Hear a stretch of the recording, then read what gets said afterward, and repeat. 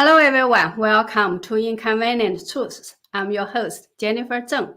Yesterday, I shared a video of high school students in China who are being trained to kill. That video has received a lot of attention.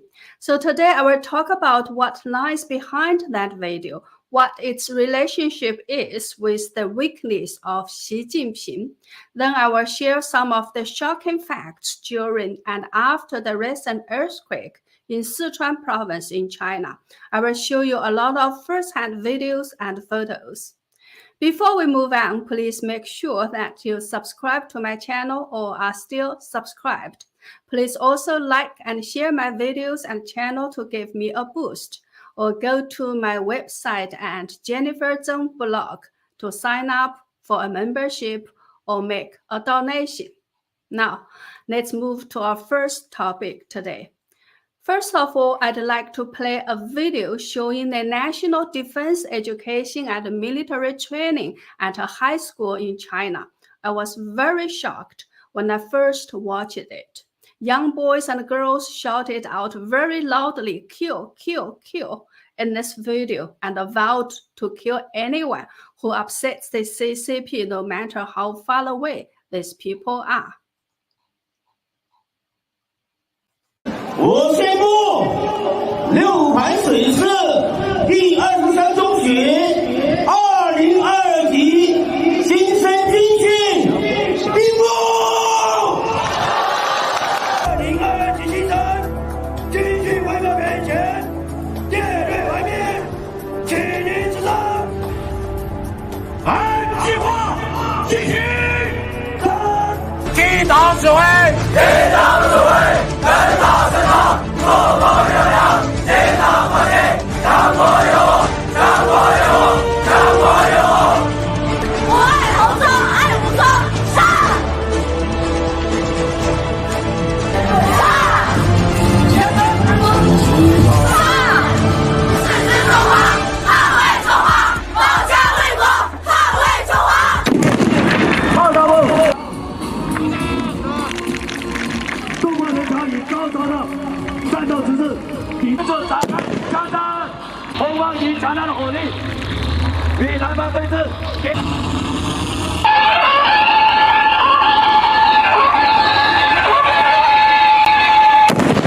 在经过激烈的搏斗后，南方被我红方成功制服。最终，红方狙击手击毙南方狙击手1名，成功解救人质。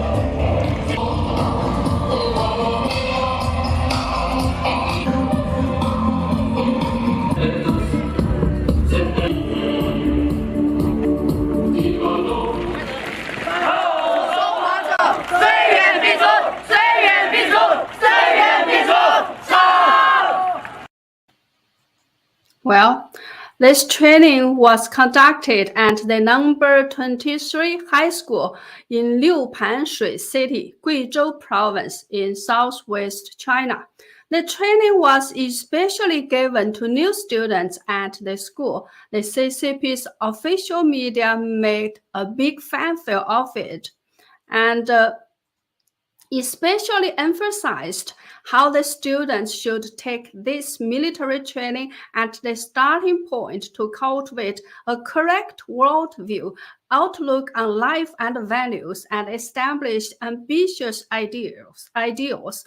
The slogans that were shouted out loudly during the military training were also quoted and emphasized in the report, including "Whoever dares to commit crimes against China will be killed, no matter how far away they are. Dear party, please rest assured that we will fight for a stronger country."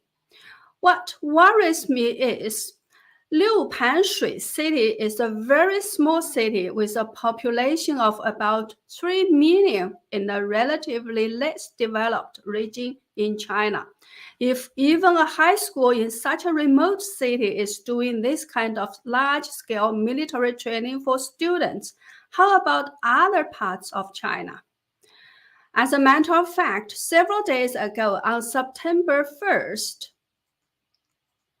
the CCP just published an official notice entitled Opinions on Strengthening and Improving National Defense Education for All in the New Era.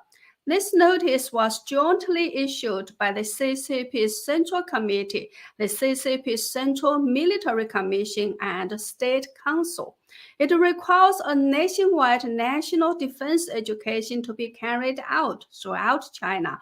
All enterprises and institutions, schools and universities, and various media should all work on strengthening national defense education for youths.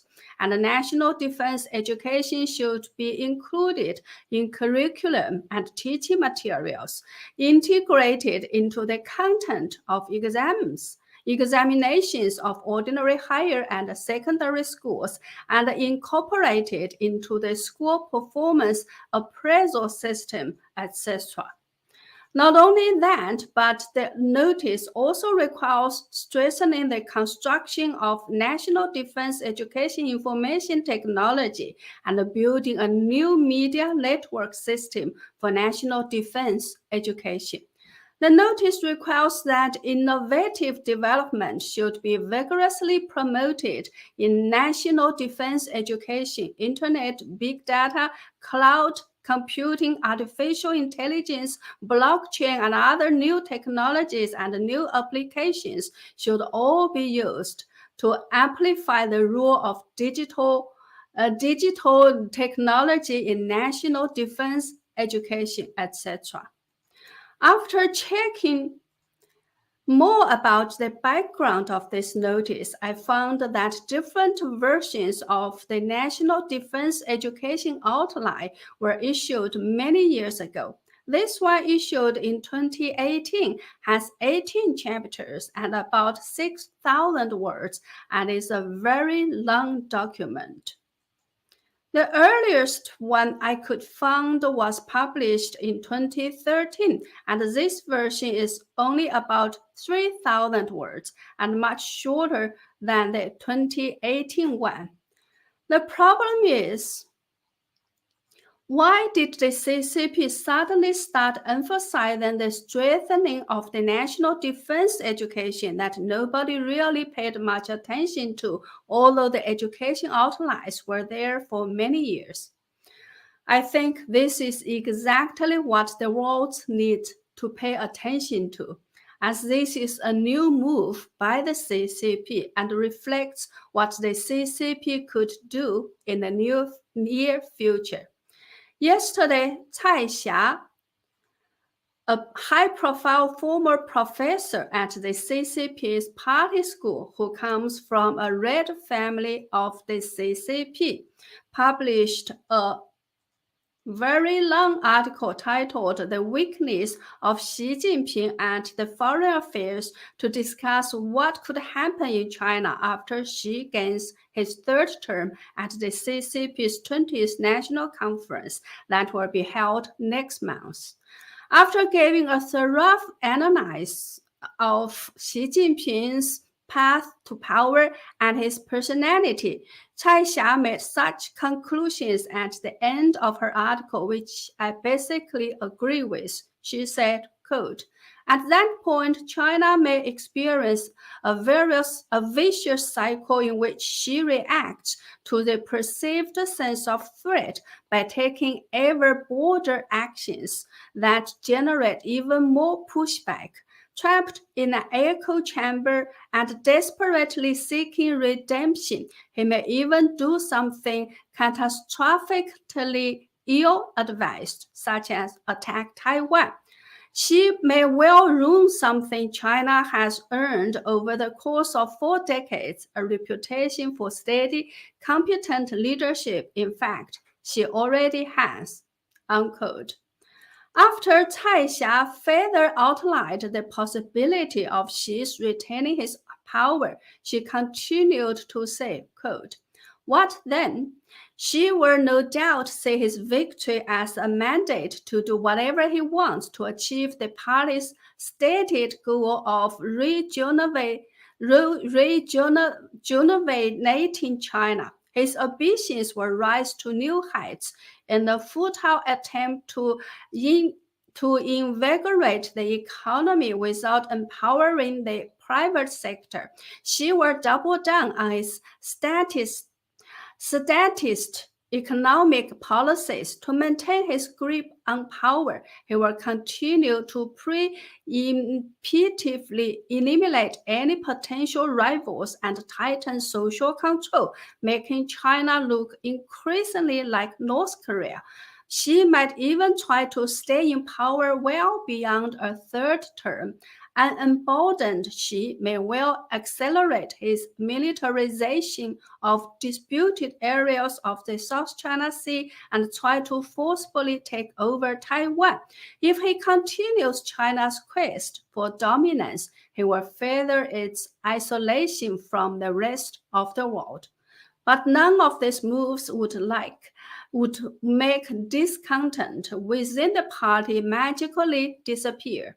The fate of gaining a third term would not mollify those within the CCP who resent his accumulation of power and reject his cult of personality, nor would it solve his growing legitimacy problem among the people. In fact, the moves he would likely make in a third term would raise the odds of war, social unrest, and economic crisis, exacerbating existing grievances. Even in China, it takes more than sheer force and intimidation to stay in power. Performance still matters. Mao and Deng earned their authority through accomplishments. Mao by liberating China from nationalists, and Deng by opening it up and unleashing an economic boom. But Xi can point to no such concrete triumphs.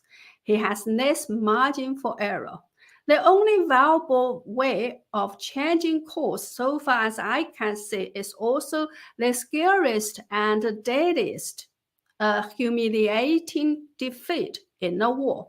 If Xi were to attack Taiwan, his likeliest target, there is a good chance that the war would not go as planned, and Taiwan, with American help, would be able to resist invasion and inflict grave damage on mainland China. In that event, the elites and the masses would abandon Xi, paving the way for not only his personal downfall, but perhaps even the collapse of the CCP as we know it. For president, one would have to go back to the 19th century when Emperor Qianlong failed in his quest to expand China's realm to Central Asia, Burma, and Vietnam. Predictably, China suffered a mortifying loss in the First Sino-Japanese War, setting the stage for the downfall of the Qing dynasty and kicking off a long period of political upheaval. Emperors are not always forever." Unquote. Well, so basically, Cai Xia's estimation is that Xi will probably bring China to war and invade Taiwan after he gains his third term, and in that process brings down the CCP as well. After I tweeted the video of high school students being trained to kill in China now, someone left a comment in Chinese which can be roughly translated into English like this. Quote, "The CCP is popularizing swimming and other sports training in high schools across China, raising the weight of sports in the high school and college entrance exams, training suicide terrorists from kindergarten, intensify brainwashing from kindergarten right to university, forcefully conscripting graduates from best universities into the military, preparing soldiers and people who can die for the CCP and all age groups, strictly controlling information and speech, and so on. All these are well-run preparations, arrangements, and deployments around waging a war in the Taiwan Strait. War may break out at any time, but surprisingly, there are still countless people treating all this as a joke. They don't believe a war will happen, unquote. Well, do you agree with Cai Xia's conclusion at the above comment from a Chinese follower? Leave us a comment and let us know what you think. Now, let's move to our next topic today.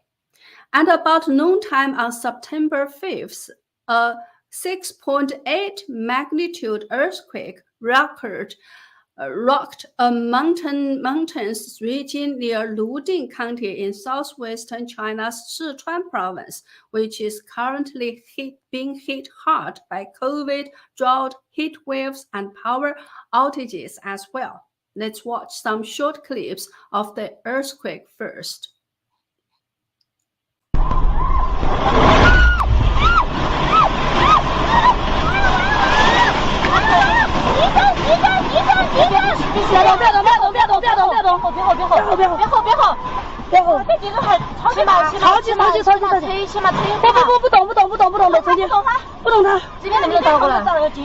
太近了，两边房子来这，我正好走了这。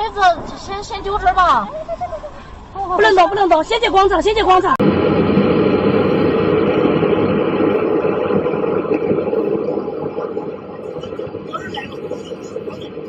大点儿，横长，嗨，过来，过来，过来，过来，过来，过来，过来，过来，过来。这个其实打出去了，过来。完了，走走走这些，他们先跑路的，拉出去了。好，你们走走走走了，好吧？来。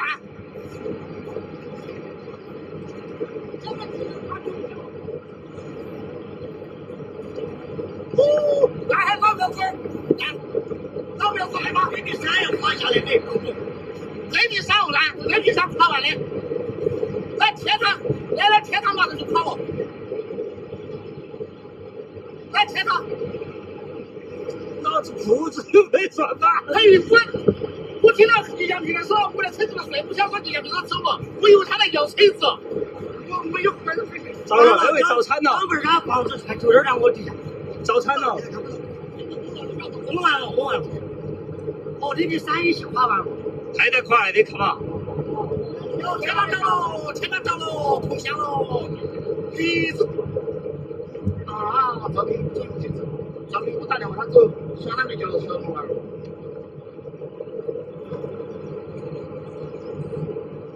哦，找了牙膏了，找没有现在？找了。还好，大家。哦，那边山爬完的。哦，你把送走，把你送走我。看不到，压耳就没有。还有跑。人哟，这地震你看哈，起得好人没得事。哦，起到那儿俺死完了的哟。哦。把那个锤来，把这个打的这些拿过来是？人没打死吧？啊快点拉医院去。哦，太吓人了。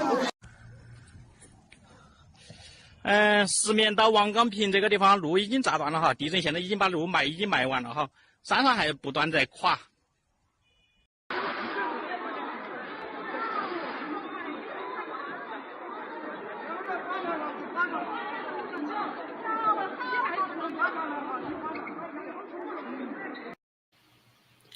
The latest official figures are as of 9 p.m. yesterday, that's September 6, 74 have been killed during the earthquake.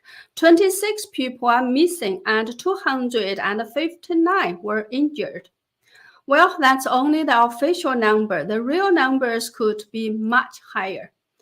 Maybe the earthquake was just an ordinary natural disaster that can happen anywhere. However, in CCP-controlled China, what comes together with the earthquake is something very extraordinary. Let's watch another short clip first.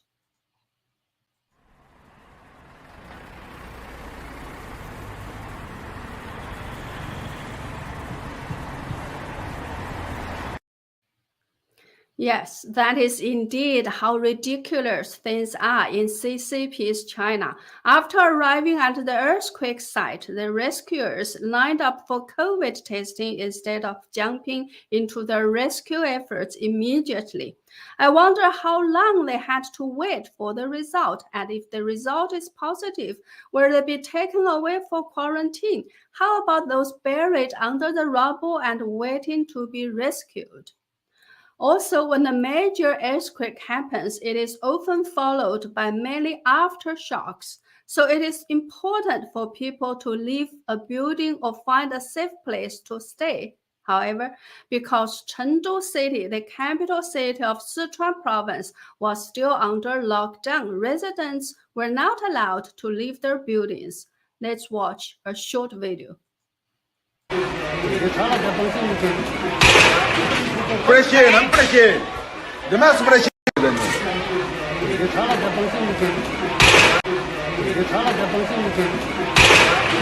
Прощение, прощение. Для нас прощение. 25到36的医生进场，25到36，25到36的医生入场，25到36的医生。小区这下遭得惨哦，又来这么多医护人员。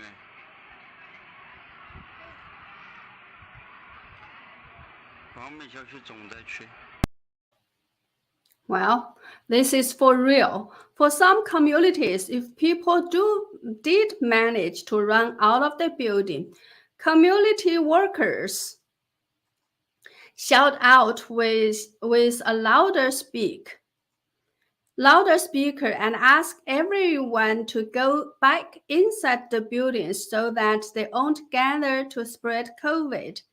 And the fear of COVID control is so deep that this post says, when the earthquake hit, my first reaction was not running outside or finding a place to hide. Instead, I tried to protect myself subconsciously.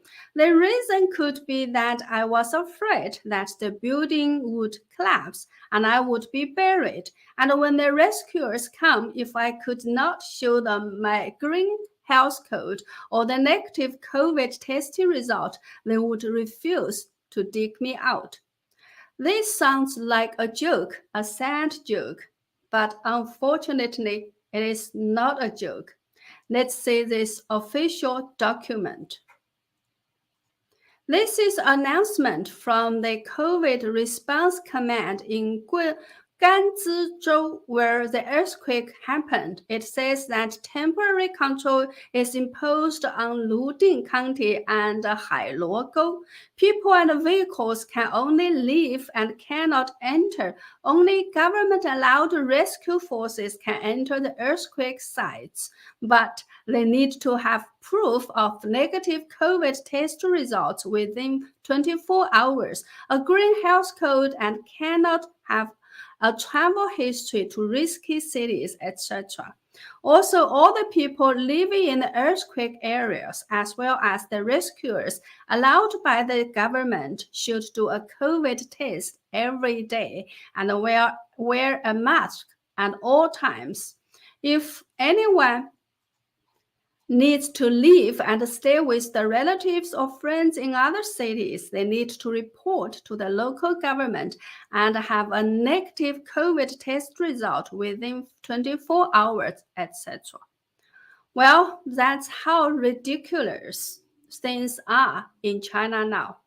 And this is a calendar for people in Chengdu City, Sichuan Province. It says that in March and April, people in Chengdu were dealing with COVID. In May, they were dealing with earthquakes. In June, they were dealing with COVID plus earthquakes. In July, they were dealing with COVID. In August, they were dealing with COVID, heat waves, and power outages.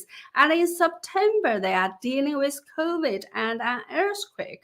And they predict that in October, November, and December, they will be holding a ball and begging for food.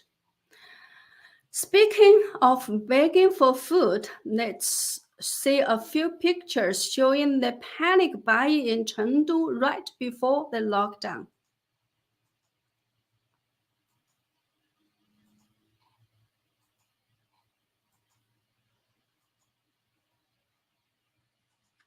Well, this is how the life is for people in Chengdu City in 2022.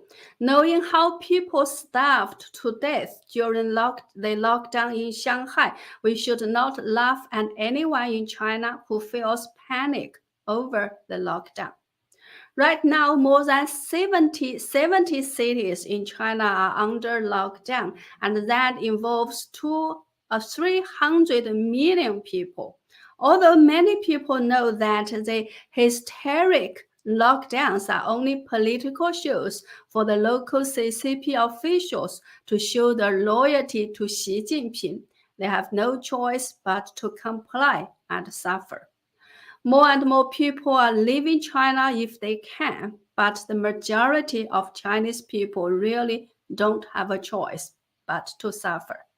Well, that's all for today. If you haven't subscribed to Shenyun Creations yet, please do so that you can enjoy all the wonders online. Click on the link in the description box and you can save 10%.